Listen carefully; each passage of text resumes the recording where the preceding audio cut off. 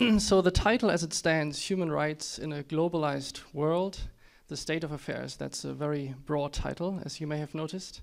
And it's of course impossible to cover in all detail all the different aspects of this topic. So what we would like to do is we would like to focus on two things, namely, what are the lessons learned in the past? In 2008 saw the 60th anniversary of the Universal Declaration of Human Rights, which was adopted in 1948 by the United Nations. And since then, a lot has happened. Good things have happened, bad things have happened, things have worked, or some things have not worked. We would like to look at these questions. What can we learn from the past?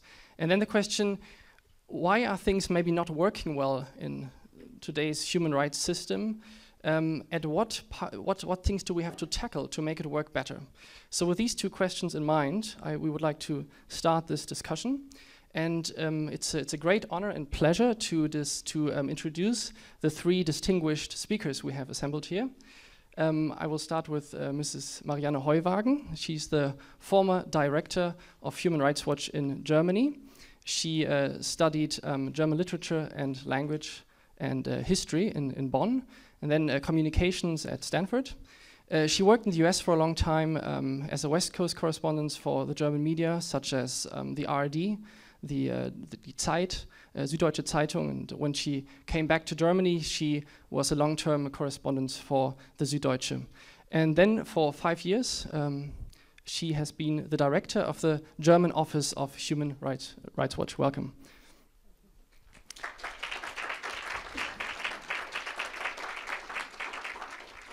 Then on the right we have Mr. Markus Löning. He studied political science in Heidelberg, where I'm also from, and he joined the Free Democrats, the German party, the Free Democrats, in 1989. He was a member of parliament from 2002 until 2009, and also a vice president of the European Liberal Democrat and Reform Party.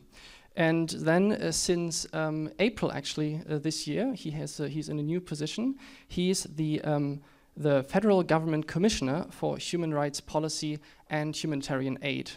Very welcome to you, Mr. Löning. And then Professor Heine Bielefeld. He's a world-renowned international expert on human rights. He has written numerous books. He has had an academic career focusing on many issues in the area of human rights. Currently, he is professor for human rights and human rights policy at the University of Erlangen-Nuremberg. He was the director for many years of Germany's National Institute for Human Rights, the Institut für Menschenrechte, and now he was appointed the UN Special Rapporteur for freedom of speech or freedom of religion or belief. Yeah, a very warm welcome to you. Thank you.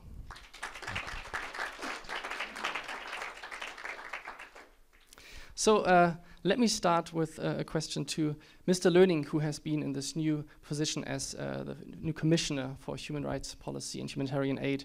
Mr. Löning, in this new position, what are your first impressions? What have you seen? What are your thoughts on this new role, and where do things maybe go wrong and could be made better?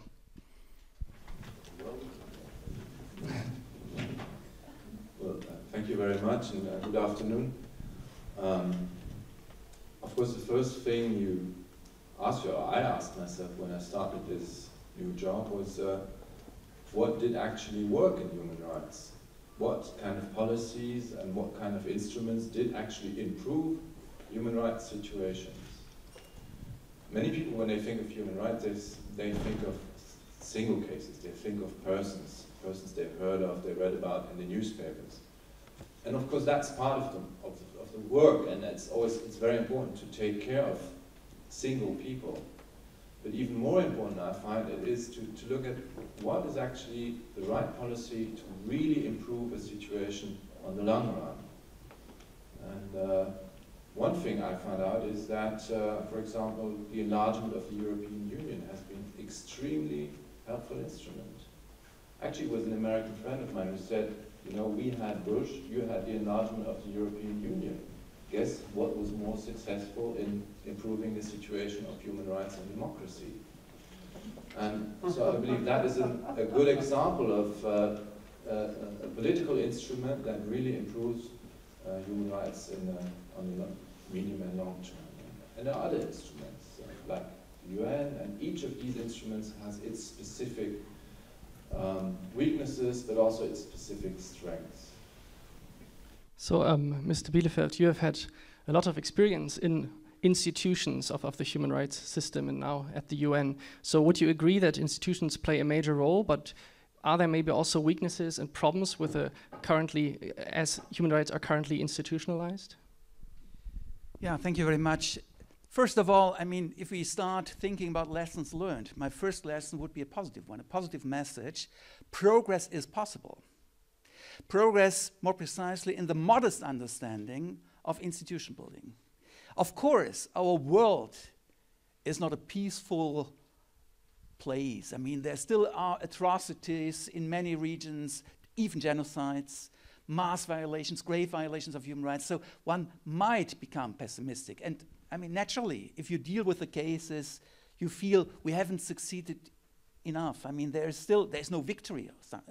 But still, on the other hand, if you look what has been achieved after the Universal Declaration of Human Rights, you can see the world would be completely different if all these institutions did not exist. We would not even be in a position to address the questions, to have fora, monitoring mechanisms, and a real involvement of civil society organizations. So all these institutions play a major role, a positive role.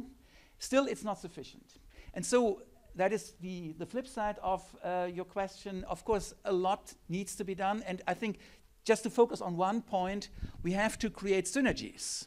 Meanwhile, there are so many institutions that it requires an expert to even have an overlook of what is in the field, what is in existence, how the various mechanisms can work together rather than duplicating each other or even undermining each other, there are also examples of institutions undermining each other. So a consolidated approach. I mean, this is what we now need on the UN level, but also in relation with the regional mechanisms of human rights protection, such as the European Convention of Human Rights. Of course, that requires a lot of more, but we want to have it interactive, and so I'm stopping here. So, of course, many institutions have, as their members, states, nations. And what we often see in human rights is that these nations sometimes form blocks where it becomes very difficult to have a meaningful discussion, where these blocks are standing next to each other and where it's very clearly defined who will vote for what and where the discussion is going. Maybe, Mr. Löning, have you experienced something like that? What could be done to break open these blocks and to get to a broader discussion and not have this block voting, block thinking anymore? Indeed, that is a problem, and as Germany, we are in a minority position in the Human Rights Council, for example. So if we want to gain majorities for our positions, we'll have to reach out and work with other countries that don't share naturally our positions, or other countries than the EU or the US or Canada. And so what we try to do now is to find issues where we can say, okay, these issues we could actually share with, let's say, China. What could the issues be that we share with China? And we have just now passed a resolution on the right to water and sanitation, and that, for example, is something that where China has made a great deal of progress, and where there is no ideological or principal difference between China and Germany. We do, of course, have a difference if we look at the freedom of speech and other issues, but in that specific issue, we don't have a difference. So that is something that we try to do, try to make things work where obviously there's political will to move things forward.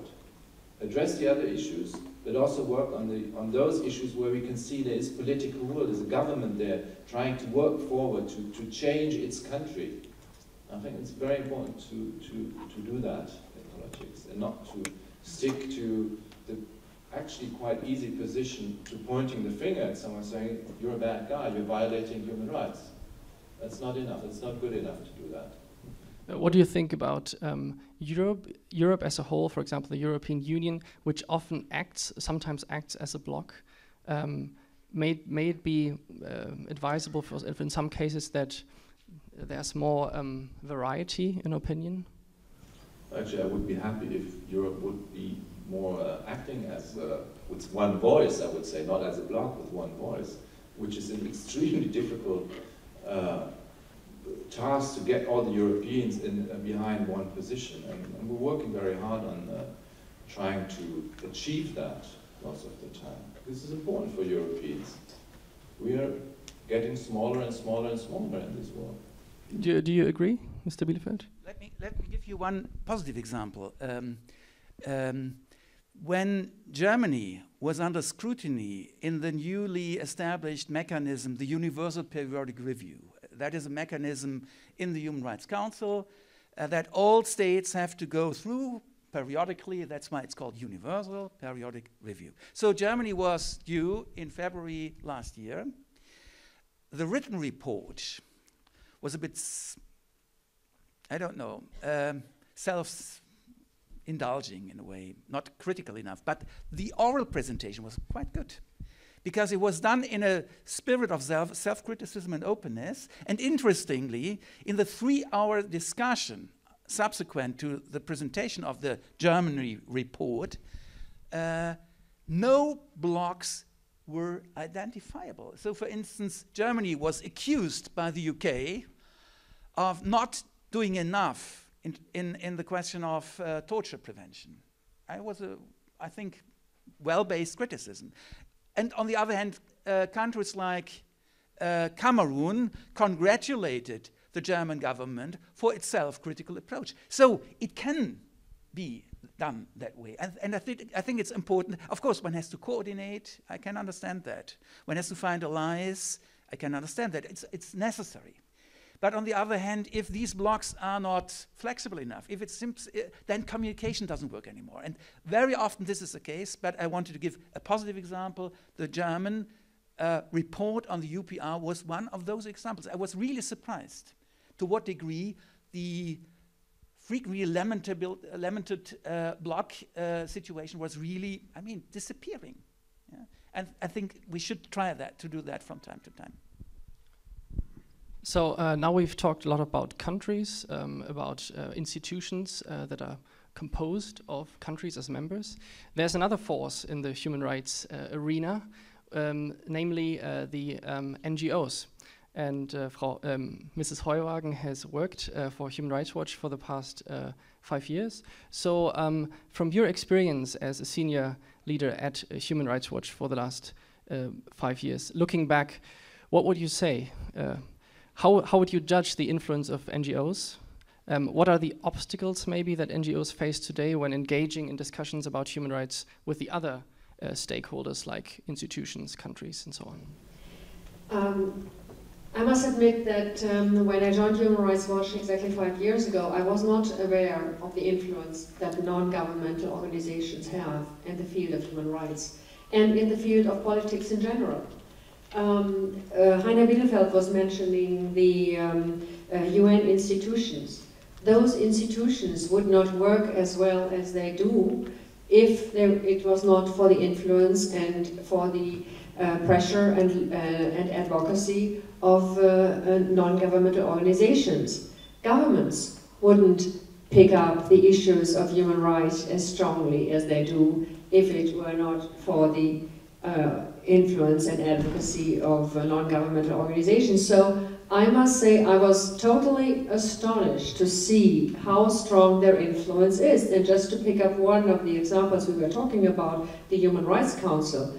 For example, Amnesty International, Human Rights Watch, and 2 other international NGOs joined force in order to influence that process in the United Nations, work closely with Kofi Annan in order to make sure that the Human Rights Commission, which was perceived to be a disaster in human rights, was changed and Human Rights Council came about. And of course it was a compromise and some people were not happy with it, particularly in the United States government. But at least, as Heiner Bielefeld pointed out, governments have to go there to justify their actions.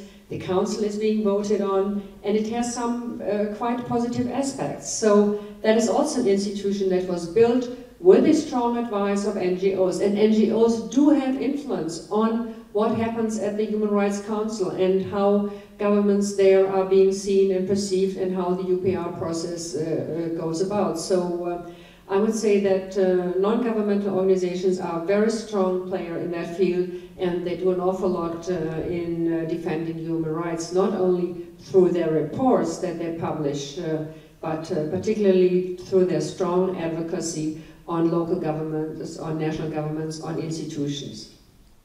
To follow up on my question, you have stressed how important human rights organizations are to push important issues on the agenda, to influence governments, to influence institutions. So looking back, what are there problems at all? I mean, what kind of obstacles, what kind of problems, what kind of maybe developments that are not so good in this area could you observe, if any? One thing that is sometimes very hard to get is public interest. And you see that particularly taking again the Human Rights Council. The general public is not interested in what happens at the Human Rights Council. And when you look at, for example, now what is happening in Central Asia, Kyrgyzstan is on the verge of breaking up.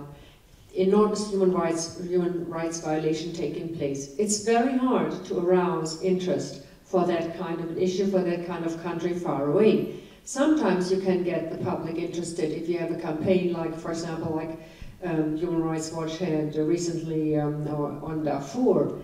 I mean, then you get a lot of people interested and the media is interested and you have reports on it. But when it comes up to an issue like, for example, I remember the cluster munition campaign when the NGOs were working very strongly to get this ban on cluster munition being written. It was very hard to get the media and the public interested.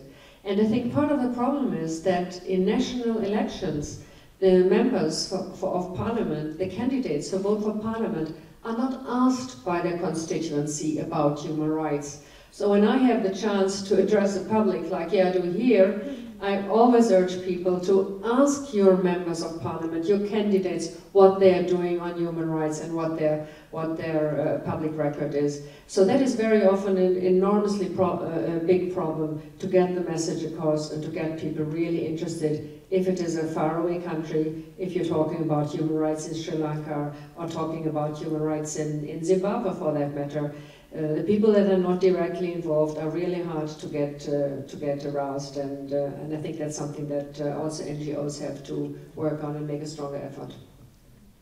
Picking up this very important topic, mobilizing the public, involving the public for human rights. In your new position, what is your relation to the public? Have you had the chance to engage with people on human rights issues in like public events? What are your impressions there? Is it really that hard to get people to want to know something about human rights, to care about human rights? Well, this is a public event and we're talking about human rights and you seem to be interested.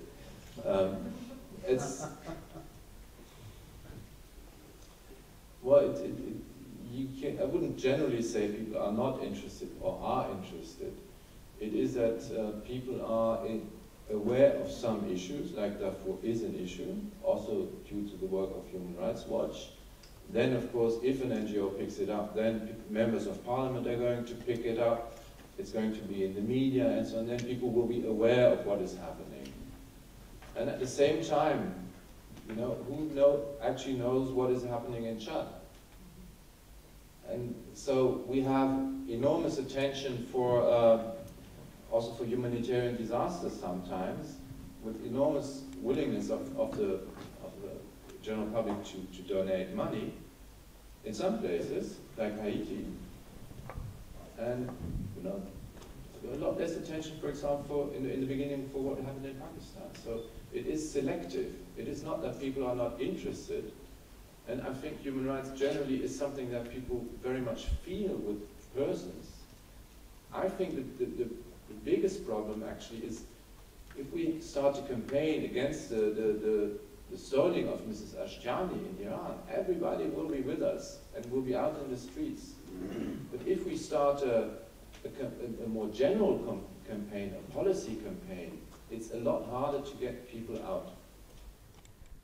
That's exactly what I have experienced a lot at Amnesty International. That it's very important not just to talk in numbers, but to talk in people, in victims of human rights abuses, to give human rights a more concrete face, something people get.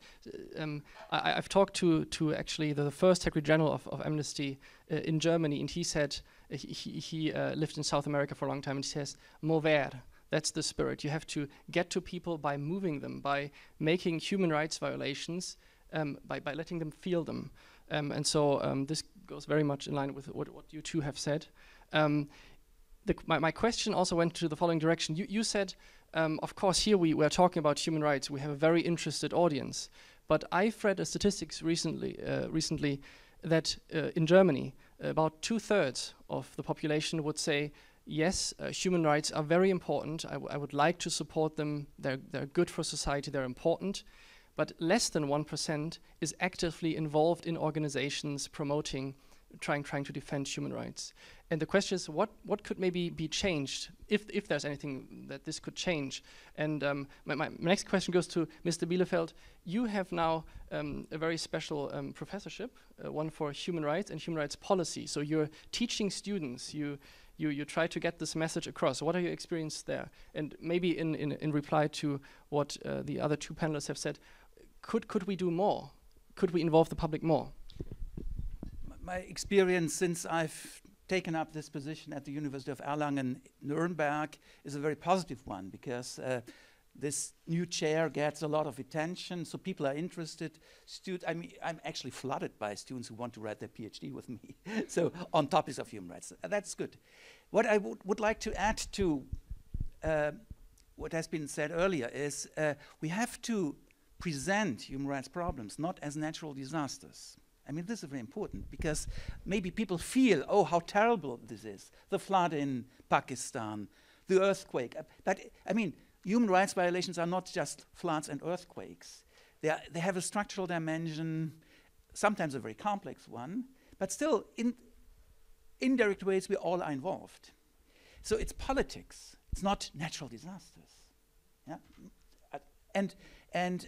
So becoming aware of these means we have to see what the structures are, what the structural obstacles are, and what can be done. And the message must always be something can be done. And it should, of course, not be such an abstract message, but it must be part of experience. Also in the schools, that people can mobilize, that they can make a difference if they are interested and involved in human rights. Because this is, I think, one of the problems. There are some problems. One is sustainability, because media attention is shifting. And I think, in principle, this will always be the case. The media cannot really focus attention on all countries, all places, all individual cases all over the world. That will always be the case. It's all the more important that we have sustainability in human rights work. And especially NGOs. I mean, they should work with the media, but should not be absorbed by the mechanisms of media work. Yeah? They should, in a way, also be a counterpoint to this permanent shifting of the focus. So sustainability, continuity, expertise, of course, but then the experience that things can change. I mean, it requires a long-term perspective. It's not easy, but it can be done. And one can give examples. I mean, who, for instance, would have thought that mental disability was a human rights issue? I mean, a few decades ago, people would just make jokes about mentally impaired persons.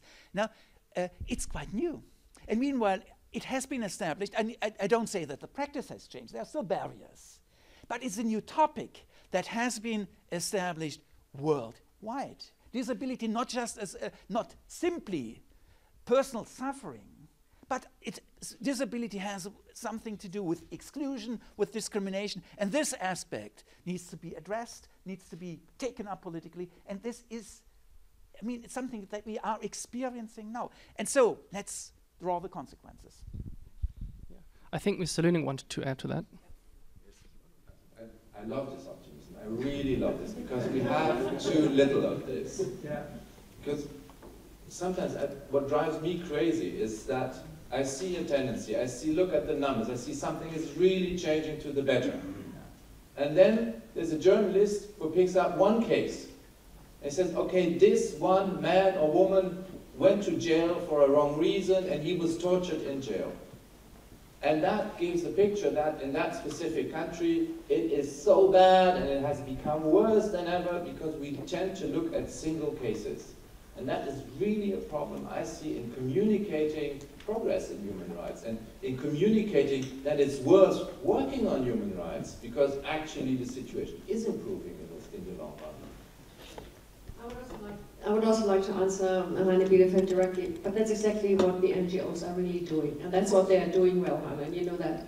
I can give you one good example about, and I agree with you that sometimes I've seen NGOs too much absorbed being about the media and the media consequences, and in my experience here as director for Human Rights Watch in the last 5 years, we have had most of our successes without any help from the media, just pure advocacy. Talking to the politician, talking to the Bundestag, talking to the Foreign Office, and just implementing what we had asked for. So it's not always and only the media that really counts in this respect.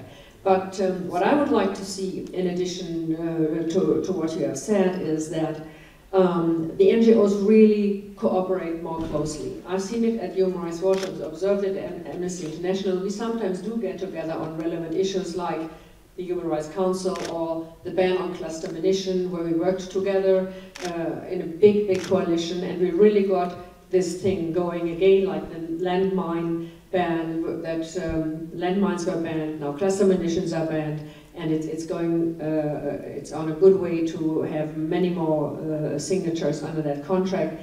But I've always wondered, and I've asked that at Human Rights Watch, and even my colleagues from Amnesty, why don't the big NGOs really cooperate more closely on the kind of research they do?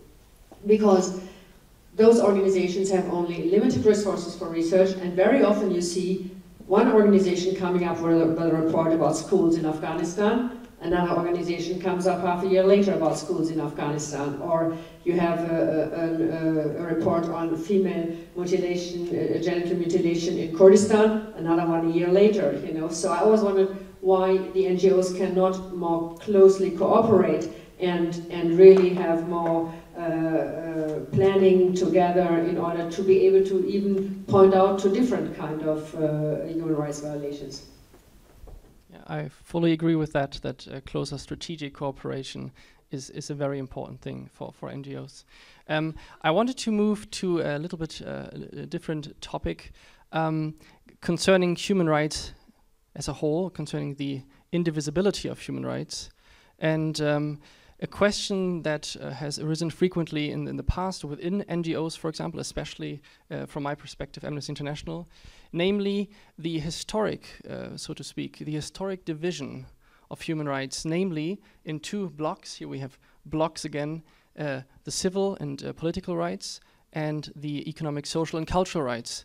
So as when the Universal Declaration was adopted in 1948, all these rights were bundled together in this non-binding, of course, non-binding declaration, 30 rights. And then later, the international covenants, we've heard about that this morning in the lectures, were ratified by many countries, and these international covenants on on civil and political rights and economic, social, cultural rights, they are legally binding, but they are two covenants, they are separate. And a lot of the discussion has run separate, so rights are classified in generations. Some are considered the more important human rights, that rights like the right to life is more important than the right to have an adequate housing and a standard of living that allows you to live a life in dignity. So my question is, what do you in this panel here think about this division? Can it be bridged somehow? How can this discussion move forward? To give you the answer, the bridge is there. If you look at the more specific conventions, such as, for instance, does it work? Okay. Such as, for instance, the Convention on the Rights of Persons with Disabilities, Or CEDAW, that is not a new one. I mean, the Convention on the Elimination of All Forms of Discrimination Against Women. I mean, it has those rights across the board. There are freedom of expression, traditionally referred to as a political right, and as well as freedom, right to education, which is traditionally termed as a social economic rights for only historic reasons. I mean, and if you really take the approach from the victims or from the issues, you see it really is interrelated. I mean, it's the fact. And all these conventions, and I gave you the last, the most recent examples, the Disability Convention. I mean, it is a holistic approach in which the traditional distinction is more or less overcome. So the bridge is there, and it's necessary to have a holistic understanding, because otherwise, if you have abstract hierarchy, sometimes, okay, you have to prioritize things, but an abstract hierarchy of one human right over the others destroys the entire idea of human rights. It destroys everything. Because then you take experiences of injustice not seriously enough. I mean, human rights are responses to experiences of injustice, and responses in terms of legal empowerment rights. Not all sorts of injustice can be addressed in that way, but you have to keep the spectrum together, the various rights together, and this is actually the fact. And even the historical description of first generation and second generation is, if you have a closer look, it's wrong, I can tell you. So I would also like to ask the other two members of the panel their thoughts on this topic.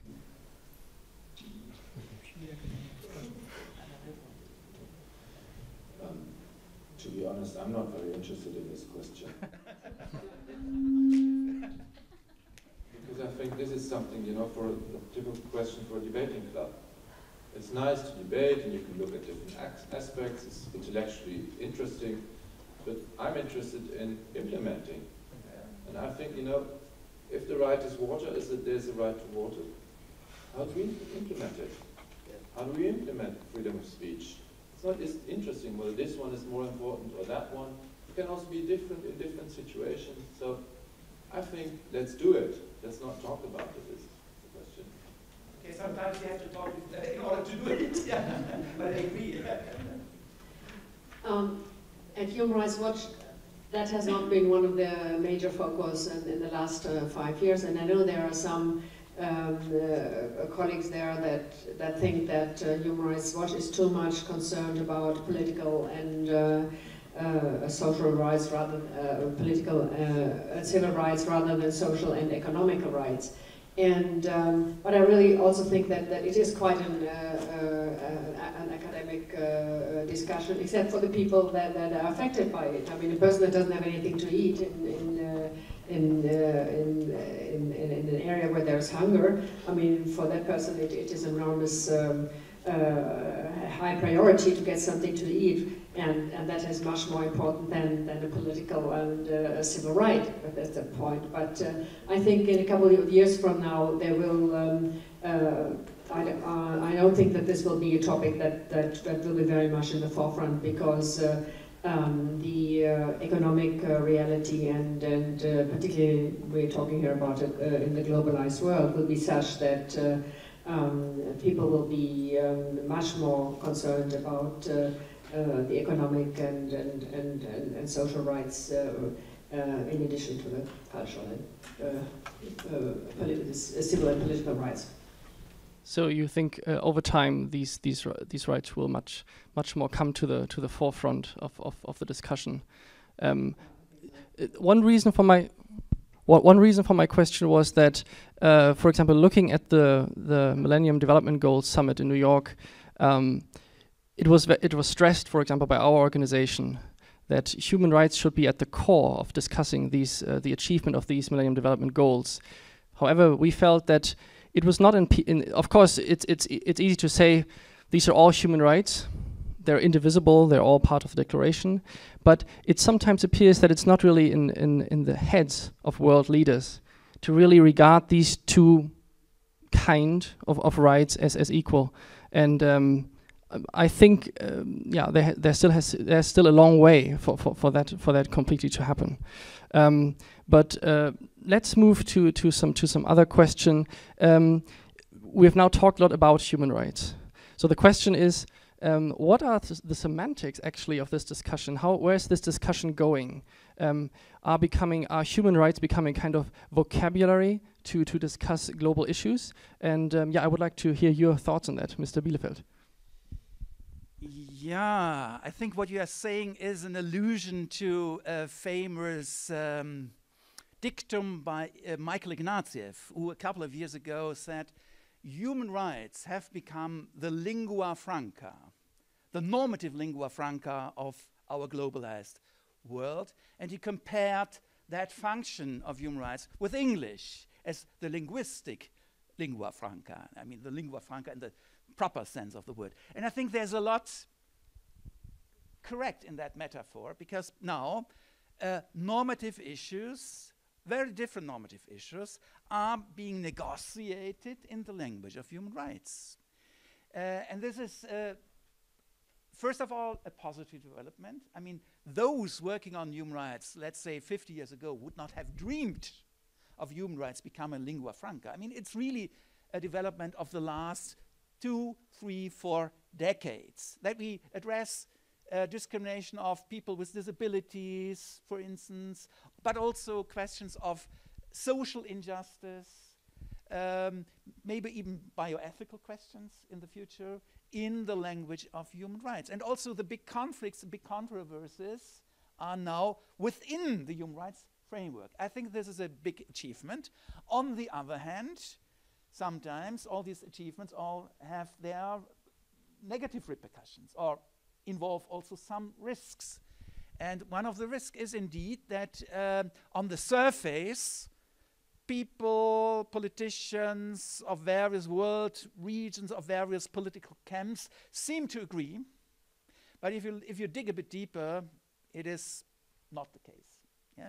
And there is a certain danger that the concepts of human rights, I mean, human rights do have a concept. There is a concept, an inherent concept, that this becomes vague, it becomes a bit blurred, because too many people, too often, maybe sometimes even with a tendency of inflation, talk about human rights, invoke human rights, and sometimes that can be to the detriment of the clarity. So I'm still applauding the progress made, so let's stick to that human rights have become the lingua franca, but that must go along with a lot of clarification, also analytic work, in order to avoid that human rights finally simply what remains is simply a rhetoric invocation. And I mean, tomorrow in my lecture on freedom of religion, I will give a perfect example of what is at stake on the conceptual level also, that things really can also disappear. I spoke about progress, but I'm not, let's say, a naive optimist. I know the risks. And so clarity is absolutely necessary in order to address the issues and avoid that this becomes a mere rhetoric. Have you experienced that, Mr. Löning, in your visits to other countries when talking to state officials, and that human rights are degraded to this rhetoric, as Mr. Bielefeld said, or that they're just that the words become shallow and devoid of meaning? I once had a very interesting meeting in Uganda, actually. I met an evangelical preacher who was not a state official, obviously, and I said, well, every man, every woman has the right to choose its religion and to choose its way of life. That is my understanding of human rights. Human rights are always attached to the individual. They are rights of the individual. So he was trying to explain to me, yes, that actually in Africa the family is more important. And so I said, yes, if that is your view, actually the communist leaders in China are always trying to explain the same thing to me, that group is more important. So what these people do, and there are other examples, you can find defamation of religion, which is actually the same pattern, it follows the same pattern. Worse. Worse. Okay. it's always the pattern is, well, the human rights of this group. And that, of course, is the rhetoric of human rights, but it's not the reality of human rights. These people, if they say that, they mean something else. They mean control of the group over the individual. And that's not acceptable. It's not acceptable in Uganda or anywhere else. And we should not be fooled by these rhetorics. So we should, it's very important what Heiner Bielefeld is saying about the clarity. We always have to have the clarity that human rights is the right of the individual human. Yeah. And I might, taking up on what you said, and in full agreement with what you've been saying, let me add a component, because it would be wrong to abstractly play off the individual versus the group. I mean, what human rights want to achieve is that group building processes are based on freedom. This is, I mean, people, of course, many people would say family is the most important. Why not? I mean, human rights are not against family, but they are against forced marriage, for instance. So it must be groupings based on free choice, free decision, autonomy, mutual respect of human beings. And so freedom is the freedom of the individual, but in all important aspects, individuals will come together. So it has a communitarian aspect. The line, the interesting line, the front line, if you want, but for human rights is not the individual versus the group, but free forms of social interaction in religious communities, in families, in politics, in NGOs, in whatever, versus authoritarian collectivities, or the enforced individualization. If a person is simply excluded from the labor market, that is a sort of individualism, which is certainly not a freely chosen one. So it's about freedom versus authoritarianism, and that runs across the seeming dichotomy of individualism versus communitarianism, which I don't like. But this is in, I think, agreement with what you said. So concerning clarity of language, or the question of whether it is possible to find this clarity when using human rights as a vocabulary, so to speak. What are your experiences from the NGO perspective? What can human in their communications? What can NGOs do to find, because they usually act globally, so each NGO tries to address every country in the world, of course, to find this clarity in the language. Isn't that a daunting challenge? Not really, because I mean, it's like the Universal Declaration of Human Rights is like a Bible to the NGOs. You know, we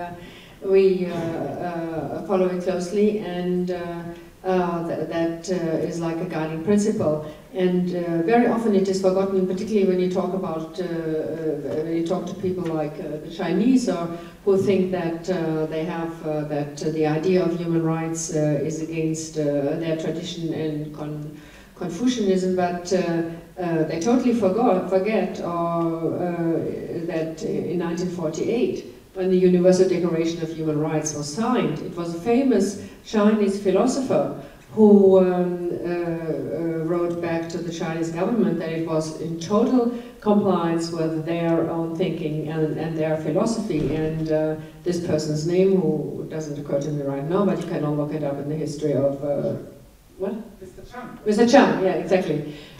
He also was the one who made sure that the notion of God did not enter the Universal Declaration of Human Rights, so that all religions can be addressed. We have experienced that notion mostly in the last couple of years in addressing the issue of, for example, the religious symbols.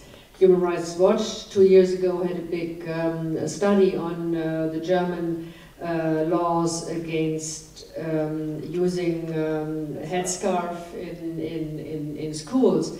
And now I think Ali Schwarzer even wrote a book on that issue, declaring it, I mean, totally against headscarves. And Human Rights Watch said very clearly that the way the laws are written in 8 German states, they are unconstitutional and they violate human rights, because if a woman wants to wear a headscarf, she should have a right to do so. The only thing that you cannot do is A, force her to wear it, or B, force her not to wear it. She should have a free choice. And I think that discussion is right now flaring up again in Holland. In France has just passed the anti-burqa law, so it's coming up in European countries. And behind that, there is really kind of basically a little bit of a cultural, an enormous cultural, I don't want to call it a war, but an enormous cultural controversy that is played out. And I think when you look at the issue, when you look at these issues from the point of human rights, that can be really helpful. Okay. Since we would like to give you, the audience, a chance to ask questions, I would keep it, maybe do one more concrete example, since we've talked a lot about very abstract ideas concerning human rights. And since I mentioned at the beginning that we would like to look at lessons learned and current challenges, I would like to focus the attention for this last point on a topic that, for example, Amnesty has given a lot of prominence to in its last international report, namely impunity. And I was wondering if maybe Mrs. Heuwagen could could tell us how this topic, how it illustrates maybe also some failures in the current human rights system, and what we can learn from that, how it could be made better. When you look at the problems of impunity, you can really take as an example the International Criminal Court, which everybody applauded as a huge success and achievement. And it is a huge success and achievement. And when the ICC, for the first time in its short history, issued an arrest warrant against a head of state, like the president of Sudan, Bashir, again, it was applauded as an enormous success in the fight against impunity.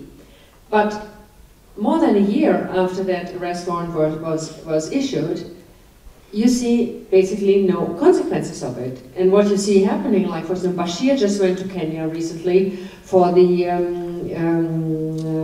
declaration or the signing of the new constitution.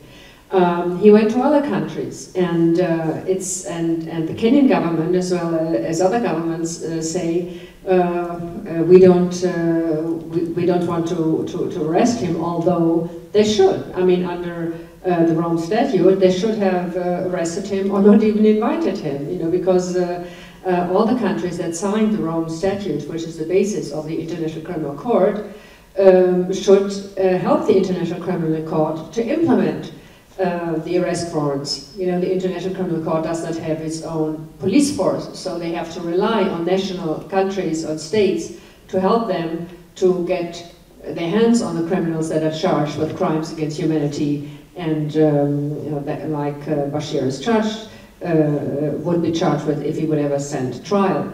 And I think that's a very interesting conflict you have there, you know, and some of the African states are saying it quite openly, you know, we're not in the habit of arresting African leaders. But that is what you ultimately will have to do if you really give power to the International Criminal Court. Now, what does it mean for the ICC? It really means that basically its position is being weakened, you know, instead of having a strengthened position with the arrest warrant and being able to do what it's supposed to do. It has to sit there in The Hague and realize that nobody is helping to implement what the ICC should do. So I think that legal experts and judicial experts are probably thinking about what this really means in the long run for the ICC, what does it mean for the fight against impunity. But another example that you have is Rwanda, for example, where after this horrible genocide, the Arusha court basically looked at all the crimes of the Hutus, but when you ask for looking at also at the crimes that the Tutsis committed, like Human Rights Watch has done in Rwanda a couple of times, the researcher was not allowed into the country anymore. The second researcher was kicked out. Kagame makes sure that nobody picks up that issue. So this chapter in the Book of Human Rights is becoming increasingly complicated, although I would say that awareness has risen enormously, and the tools that are instrumented are very powerful, but you have to implement them, and that is really what the governments need to do. What the governments need to do. So, is there something you can do, Mr. Löning? We also don't have a police in Sudan to arrest Mr. Bashir, and I don't think he would take the risk to come to Germany, because he would be arrested in Germany. But I would take impunity also to another level. Then it's not only impunity at the international level about war crimes and so on, it's also impunity within states. And I would like to give just two examples. One example is that I've just come back from Russia. I was in Russia last week. And journalists are being murdered, people are being murdered, business people are being murdered, other people are being murdered in Russia. And let's say there's a general atmosphere in Russia that there's no prosecution, or there's fake prosecution, or there's no real trials, or there are trials where the judges are bribed, or they get a telephone call from somewhere up there. And so there's a general feeling of violence and impunity in Russia. And that is something that we have to address with the Russians, saying, listen, if you want human rights, if you're serious about human rights, and especially President Medvedev, who always says, yes, we have to change things and so on, things are not so good, they should be better. Well, we have to address it with him. Every time we see him, he's in the West, people visit him and say, okay, change the atmosphere of impunity in your country. That's the first thing to do before you talk about impunity at the international level. That's even, I believe it's even more important.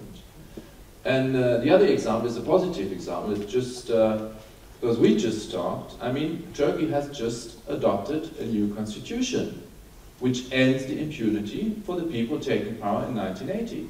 The generals that have killed a few hundreds and tortured and imprisoned thousands. And their impunity ends. And I think that is a very positive example of a country looking at its own history and saying, okay, this is a very painful chapter of our history which we have to address, and we're going to address it. I think it's extremely positive, and I think it's important that we cherish what is happening and that we acknowledge what is happening in Turkey there. Okay, thank you. And I think on this positive note, we should start the discussion with the audience. We have time for questions, and you can now ask, well, the whole panel or each member of the panel over there. Do you have a microphone somewhere? Okay, maybe we'll start in the front and then move towards the back. And please introduce yourselves again. From Saudi Arabia. I'm just wondering if we go back to the House of Human Rights, where it was generated. It's always there, and it's a fact that there is corruption. And with corruption, there is always violation of human rights. So in the House of Human Rights, in the United Nations and its organizations, the human rights violations, are they serious problems that are affecting human rights as an action and a concept, or is it just a light irony? Who wants to, let's collect, yeah. Okay, we'll take a few questions. Who is next? Okay, please. Hello, my name is Ronald and I come from Venezuela. My question is for all the panelists about, do you think the way to go to sanction human rights violation is to make some of name? For example, you're talking about impunity. Amnesty International did before with prisoners of conscience, and afterwards was implemented into the United Nations. So for that matter, you can prosecute someone who commits this crime. Do you think this is a way to go identify the human rights violation, in this case impunity, and then create laws that can punish and prosecute the people who violate them? Okay, the question of sanctions. Okay, another question over there. Should we do this first? Or? I'm not sure. We'll take maybe two more then. Hi, I'm Matsumi. I'm Japanese, but I'm studying in England at the moment. I was wondering, because I'm Asian and the culture is so much different from Western world, but when I grew up in Japan, I didn't feel like human rights was really violated in my country, but the culture might really affect, the way the people are adopting human rights. But do you think if the country like China or African countries, if they are like more established, it's easier to adopt the human rights? Because the culture, even if it's established, me and my friends, we not really. We don't really discuss about human rights because it's so natural. But the way the culture is in like Asia, people are more like concerned about the group. It was like, I don't know where the culture comes from, but do you think it was easier for Western culture to adopt the human rights at the first place, or it's because in the progress it was like recognized more easily to adopt, or do you think there's any culture difference between in the progress? Maybe one more and then we'll start answering. Alan Berman from Australia again. I just had one question, interestingly, about the amendment to the Turkish constitution lifting the immunity of these former officials, and what your sense is about the role of truth commissions and their ability to bring about reconciliation as opposed to prosecuting individuals who have committed crimes in the past that might conjure up more conflict rather than reconcile differences in the past. Thank you. Okay. So the first question, I'm not sure if I understood it completely. It was about you described human rights as kind of a house that was constructed, but United Nations and UNESCO, they are the backbone of human rights. The foundation. So yeah. But we always in the media, as a public, for example, in my region, the people who are promoting to us, the people who are promoting human rights to our region, our countries, is the United Nations, for example. But we keep hearing about the corruption that's there. Where in the United Nations. For example, at UNESCO, I personally had a training at UNESCO. I was shocked with many things. Okay, so the United Nations are seen as a foundation for human rights, but their credibility is really damaged because of failures, internal corruption, and just problems that you hear about in the media. I think maybe you can take that question up, Mr. Bielefeld. So I'm working in the UN, but I'm doing pro bono work, so I don't receive any money. To be clear on this. But of course, professional staff will have to have their salaries, which is the case. I have to admit, I'm not aware of big cases of corruption. I mean, certainly there will be incidents, but so I don't really understand what the issues are that you are raising. Let me take that as an occasion, at least to make an important point. We should always be clear in human rights that we distinguish between a legitimate reference to human rights and also a rhetoric abuse of human rights. Yeah? Maybe it's not the case, the thing that you had in mind, but for instance, the Iraq war waged by the Bush Jr. was not a war on behalf of human rights, clearly not. Even though he did invoke human rights after the alleged connection with Al-Qaeda and the alleged weapons of mass destruction could not be discovered, then human rights came into play. That was a sort of rhetoric invocation, clearly rejected by I mean, the vast majority of the human rights community, saying this is, I mean, he did invoke human rights, but for his own purposes. And this is not legitimate. So one has to identify abuses, also rhetorical abuses of human rights. They can occur everywhere, also in the UN. I'm not aware of specific grave cases in the UN, but maybe it's still a blind spot. I mean, I started my current position 2 months ago, so maybe I will discover something, but I have to say, I'm not really aware of it yet. Yeah, so far. Could I take, how are we going to proceed? Let me maybe, yeah, maybe I would like to, because not every one of us can respond to all the questions. I mean, that would be too long. We could, well, yeah, we could, but there are time constraints. Yeah, so let me perhaps take up the question of our Japanese colleague.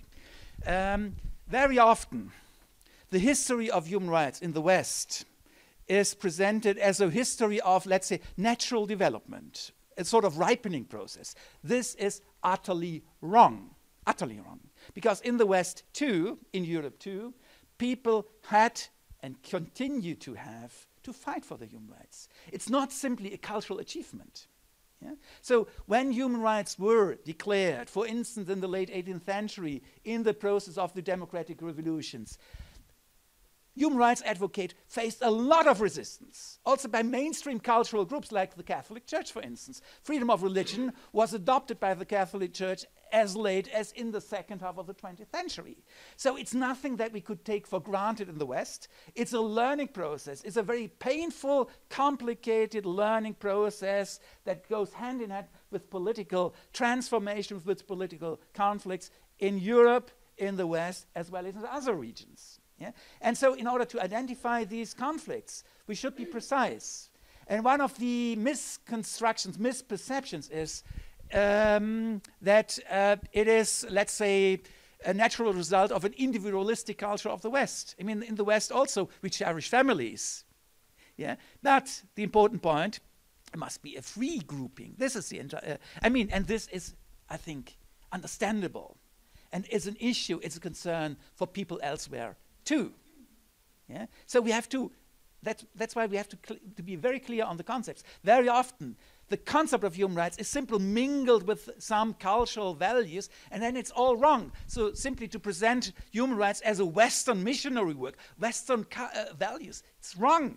It's wrong. It's universal standards in response to human rights violations, to experiences that people have all over the globe, to implement them, even to perceive them as a challenge, requires a lot of learning all over the place.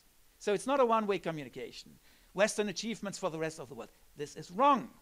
Very often it's portrayed like this, but then it's all lost. Yeah?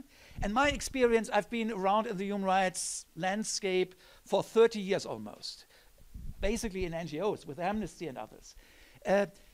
I've met so many people from Asia, for instance, from the Middle East, from sub-Saharan Africa, from Uganda, from Russia, from Latin America, with whom I really felt very close, very close. Also human rights advocates.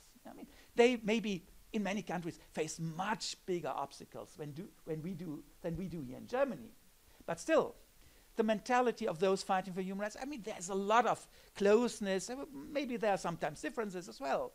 But we can understand what we mean by referring to human rights. It's not a Western cultural concept. Not at all. That would be too simple. Yeah, thank you very much. I couldn't agree more. We had a question on economic or other sanctions as a response to grave human rights violations by nation states. Maybe Mr. Löning, as a representative of the German government, could take up that point.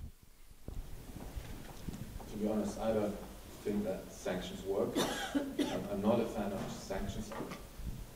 I believe many times it's like we have a situation with very bad human rights violations, and then there's big political pressure, do something, do something, do something. And politicians tend to say, okay, we're doing something, let's have a sanction. Because they wouldn't like to say, actually, we cannot do something because we have no or hardly any power. For example, what actually should the German government do to change the situation in Zimbabwe? I mean, what kind of political means, legal political means do we have? You know, actually like zero. So we should be more honest on what can political, especially on a very, in a situation where a government is, say, I'm staying in power and I don't care about human rights abuses. Look at Iran. Well, exactly that is happening. The government is getting worse and worse on human rights because they simply want to stay in power. So we have to be, I think, more honest on that side. And then we should look at smart sanctions. I mean, I think it's a very good idea to say, okay, Mr. Mugabe, for example, he's a bad guy. We don't want him to travel to Europe. We don't want him to hold any monies in Europe. If there are monies, we confiscate them. And so on. So these are sanctions that I believe will work. They should be addressed at people, at individual people, at small groups, at people that profit economically from human rights abuses. So I don't think it's a good idea to have sanctions against countries, because most of the time, not always, everybody will come up with the example of South Africa where it actually worked. I don't know what it would be. Most of the time, general sanctions do not work. They actually lead to a situation where people get together more closely with their government and say, okay, we're going to go against this. So I think very selective, very much pointed at responsible individual persons and groups, then there's a chance of what we can do, of course, is change politics, for example, not talk to certain people, publicly expose people. And that is something that I didn't think that was possible. That's something I learned about Geneva and the Human Rights Council, is that even the worst of the worst, they don't like to be exposed publicly. Actually, you know, if you say Iran is a state with very heavy human rights abuses, the Iranians don't like to hear it. And they feel ashamed about it, they feel under pressure. So I think public exposure is something that is very, very important. And it takes not only the NGOs, but also politicians to speak out more clearly. And to say, okay, we don't like this, and we don't accept what is happening. But the mechanism to believe if we cut trade with Russia, then the next day the human rights are going to be okay, that is complete nonsense. That's not working. Yeah, I think, Marianne, I like more chat. I'm glad you came out in the end, at least for targeted sanctions, because that's what we talk about when we mean, for example, in Zimbabwe, taking away the credit card from Mrs. Mugabe, so that you cannot go shopping on the Fifth Avenue or not Fifth Avenue. America would allow it, but she's shopping in Rome. So, but if you take away her credit card, I mean, Mr. Mugabe would have a hell of a time at home. And I also applaud very strongly to take away the credit cards from those wives of the junta in Burma, you know. So that would mean that they couldn't go shopping anymore in Bangkok, and their guys would have hell at home. So when you have targeted sanctions like that, you know, take the individual group like the ruling class, the junta in Burma, or I also liked it when Australia was smart enough to send back the kids from the ruling class from Zimbabwe back to Zimbabwe, saying that your children in Zimbabwe cannot go to school, so we don't want your rich kids here in our schools anymore. It was something that NGOs have problems with because they say children have a right to go to school, but I thought it was at least gave them a hint. You cannot abuse the rights of your citizens the way you do and expect us to help you out with the rest of it. And in South Africa, it did help. It did help to get to end the rule of apartheid. So I agree with you. General sanctions are not helpful, but in individual cases, to a small class, they can be very instrumental in making political change. Okay, thank you very much. We had one very specific question on Turkey, if I remember correctly. Not just having trials for individuals, but also truth commissions, right, to achieve reconciliation between the conflicting parties. Who would like to respond to that? Say something about that. Okay. I believe that These are two different things. I think there's always a responsibility in front of the law. That's one thing, and truth commissions are something else. So I think that we should not mix this up, and we should not say if we have a truth commission, we don't need a trial. I think it's very important to say that everybody needs to stick to the rules, and everybody needs to stick to the laws, and there's trials. The trials should be fair, of course, and so on. But I think it's important not to give this up, because that means we should never allow people that abuse human rights or whatever they do to give them the feeling they can get away cheap or free. And that's what I mean, why it is so important to say everybody needs to be taken to court. We need to be able to take everybody to court that is responsible for something that everybody must be responsible for its actions. And truth commission is something else. I'm not an expert on truth commissions, but they can obviously help, especially if groups are involved.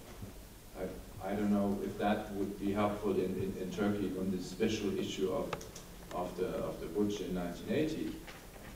I'm not so much an expert of the situation in Turkey. So I don't think that is something that countries need to decide and the societies need to decide. We want it, it's helpful or it's not helpful. I think South Africa is a very good example where it wasn't helpful. I think we have time for one more round for questions from the audience. So yeah, lots of...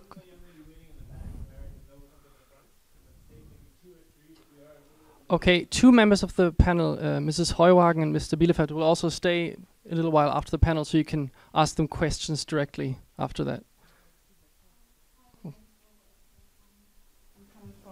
Could you speak up a little bit? I'm coming from Turkey. I want to make a comment on this issue of prosecution and impunity, because prosecuting is generally the responsibility of the state and nobody else's. And now in Turkey, unfortunately, they haven't adopted a completely new constitution, but amended a couple of articles of the constitution, including the impunity article. And the main issue I find there is that there's no political will to prosecute or to bring about prosecutions. And if there's no political will, then I don't know how successful this will be. And so, sorry, I have to check. And if the will is lacking, then I think it's just not enough to abolish an article to deal with the past atrocities and human rights violations, but you have to make more. You have to address this with maybe other laws, other amendments, and really the will to bring about these prosecutions, not just leave it to NGOs and to the judiciary. I'm going to go to the front first. The back. Thank you very much. I'm Irango from Congo Brazzaville. My question is give a little answer to the comment of the German representative of the government about the example of Mugabe.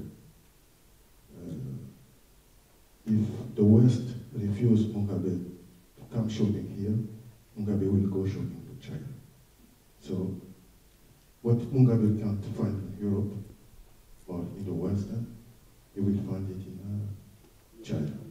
So that is a kind of sanction that we can say that have no sense and no impact on the people of Zimbabwe.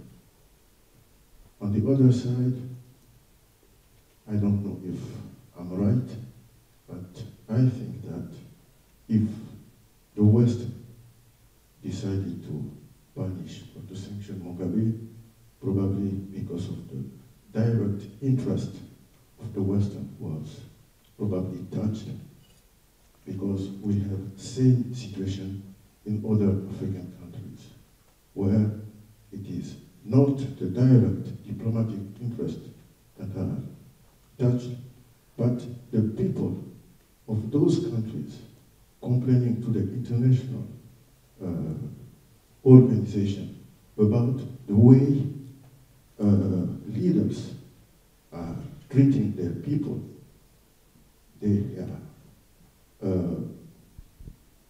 billions of money in European and Western countries' banks when their countries, their people are suffering. Here is the example of the 50th anniversaries of the independence of some African countries, where billions of euros were expensed just for festivity instead of dealing with the problems. And the international organization, among them UN, Amnesty International, all that I can say here, they are witness of these all issues, but they are without fault. Thank you. Maybe one final short question, yeah? I think there was a hand to the right. I'm not sure who was next. I think it was you. Yeah. Hi, my name is Cecilia from Denmark. I want to hear your opinion about what kind of status do you think the responsibility to protect will have in the future? And then maybe one final question. I just got here. Yes. I am from the South and Southeast Asia.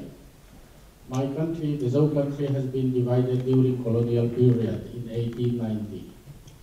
And we are under the British government for 50 years.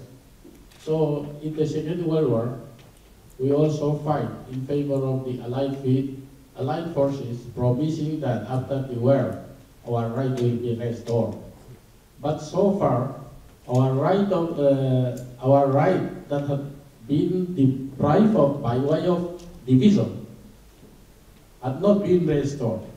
And in order to bring about all these things, it takes us 60 years to bring to the international forum.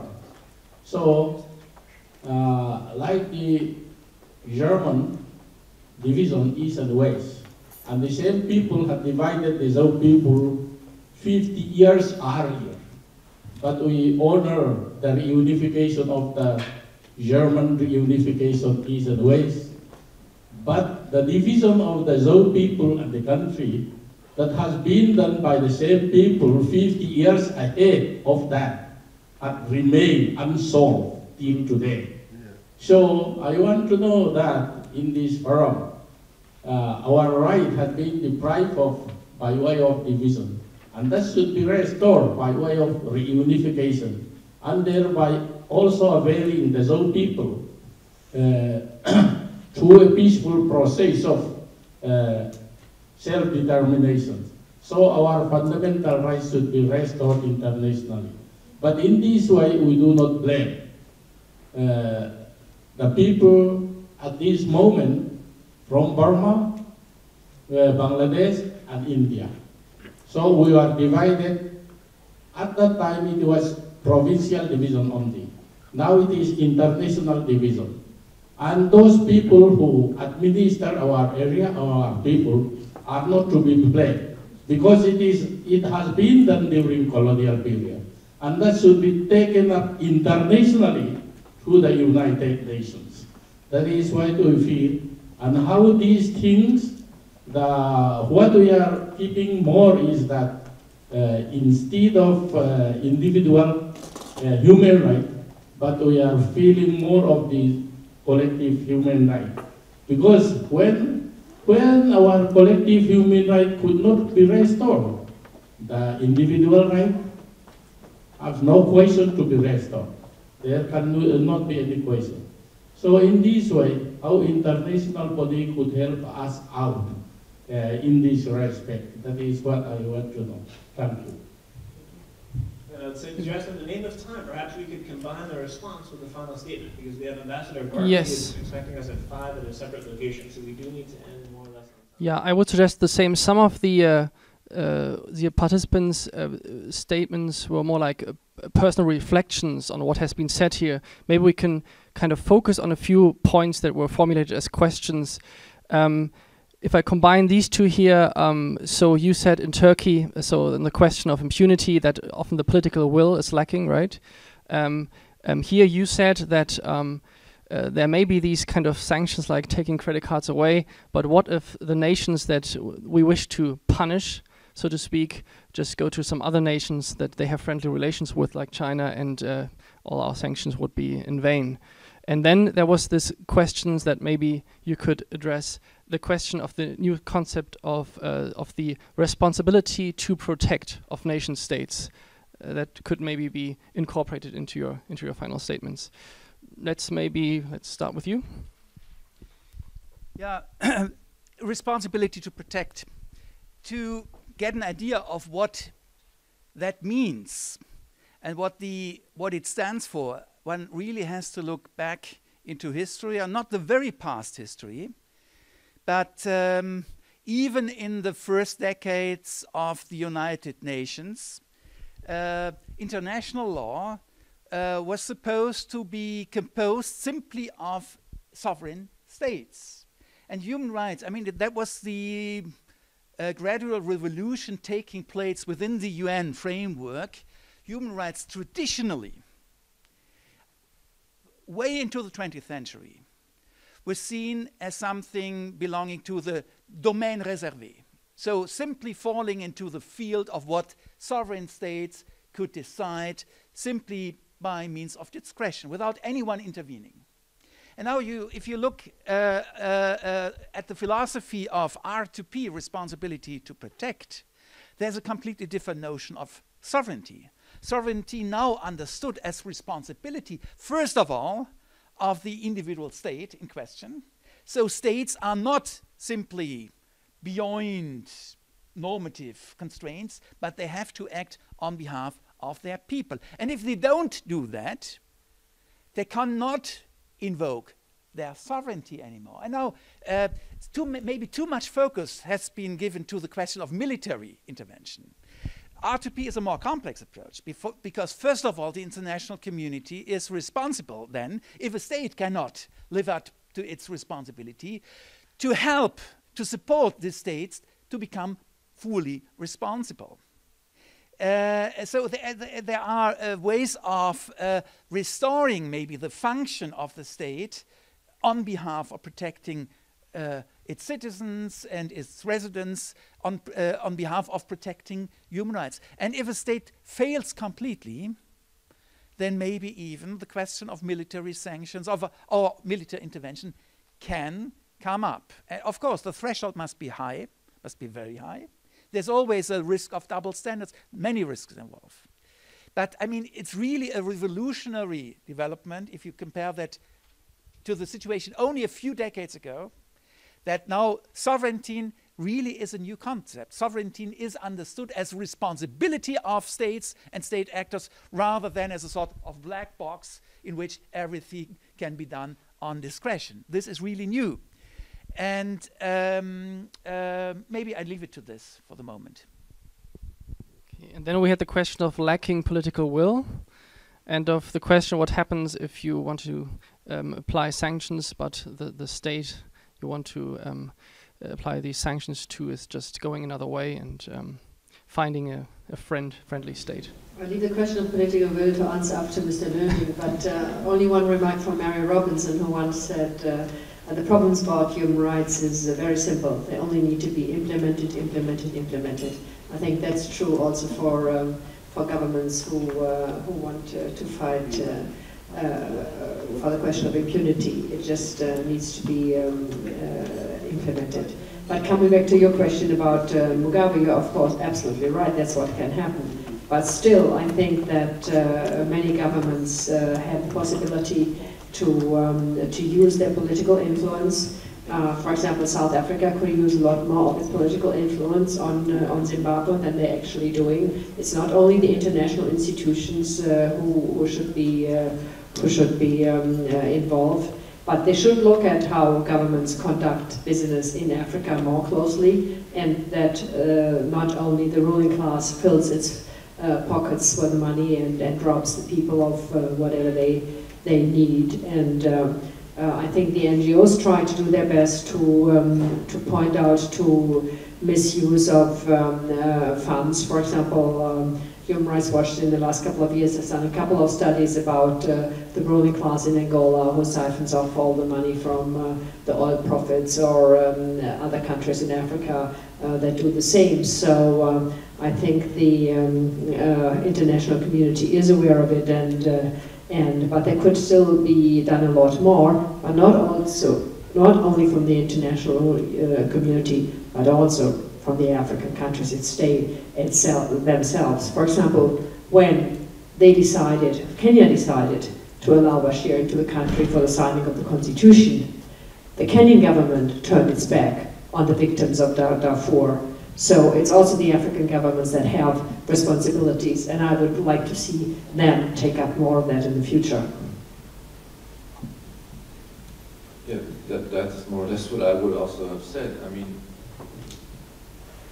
first of all, we talked about sanctions on Mugabe. That's the kind of sanctions we had on him.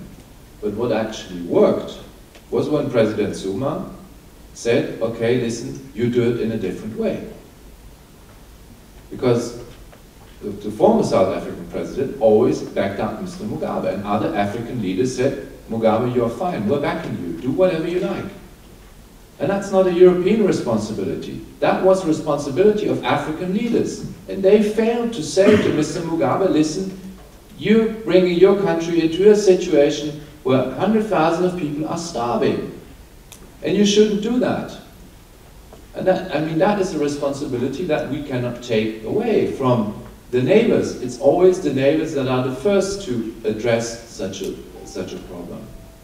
So I believe that, and I think that is my main concern with not all African countries, but with quite a few African countries, that they need to take responsibility, leaders need to take responsibility, and people need to take or make their leaders responsible. And there are some good examples in Africa, but there must be more examples of that. And we cannot jump in on that. We can help, we can support, we're happy to do that. But we cannot take away the political will, or we cannot replace it. Replace. We cannot replace the political will. That needs to come, it's true for all countries, of course, but that needs to come from within the country. And to the question on Turkey, I mean, of course you can debate that, whether it's enough or whether it's too late, or whether it's 30 years after the generals came to power. All of that can be debated. But to me, as someone that is watching Turkey from the outside and has been watching Turkey over many years now, I say this is a major step forward. You may find it's too small, you may find it's late, but it is a very significant step forward. Prosecution is possible now, and as far as I know, quite a few people have filed lawsuits against the responsible generals, and there will be trials, and so we'll see how that works. So I think we should acknowledge what has happened from the outset, and you have a debate inside how to make it faster and so on. I mean, that's great, that's democracy, that's what needs to happen. Before I ask the question, I'm going to lecture the day after tomorrow. Okay. Okay, wonderful. And I would like to say something on the question of responsibility to protect. I've been, as a member of parliament, voting every year several times on sending troops, German troops abroad. Now, you can debate what kind of mission the mission to Afghanistan is. There is also something about the change from the Taliban regime to the situation we have now, which has something to do with human rights.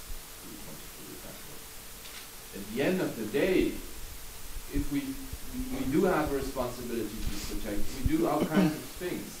But if we're talking about military, we have to ask the question, are you ready to send your boyfriend or your brother to go to Darfur and to die? Or am I ready to send my sons to go there, to die? That is the question we're talking about. It's not an abstract concept. It's the question, are we ready to send our next people, our next of kin, to go somewhere else to fight for human rights and maybe to die? So it's nice to talk about an abstract concept, but we have to really think, what does it mean in the end, and are we ready to do it? Do we want that? How far are our societies ready to go? Okay, thank you very much. I think we've covered lots of very interesting and important points during the discussion. And the major aim of this discussion was to open it up, to the discussion for this day and the following days, and I think we've achieved that. I thank the panelists for their wonderful contributions, and let's give them a warm round of applause.